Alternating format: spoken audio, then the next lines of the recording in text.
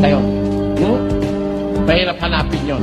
Wala sa dagat, wala sa kalaliman, wala sa lupain ng nebuhay, wala sa mga ibon sa ipapawid, hindi nila alam. Nalalaman ng Diyos ang dako niyaon. Alam ng Diyos kung asan yun.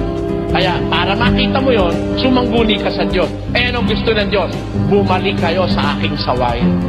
Ibubuhos ko ang aking espiritu at ipakikilala ko sa inyo ang aking salita.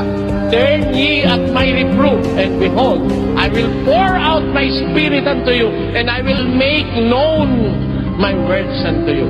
For a man to know the word of God, for a man to be acquainted with the word of God, he must first follow the instructions of God. And what is that?